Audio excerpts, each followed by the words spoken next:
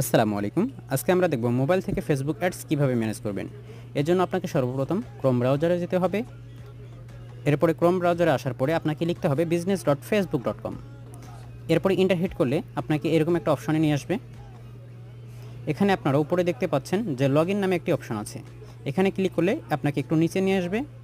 এখানে দেখতে পাচ্ছেন যে লগইন উইথ ফেসবুক, এখানে আপনাকে ক্লিক করতে হবে।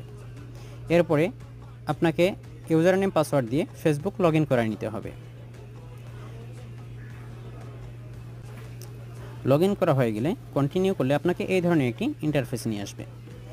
এখানে আপনারা দেখতে পাচ্ছেন যে অ্যাডস ম্যানেজার নামে একটা অপশন আছে। এখানে যদি আপনি ক্লিক করেন তাহলে আপনাকে ফেসবুক অ্যাডস ম্যানেজারের ইন্টারফেসে নিয়ে যাবে।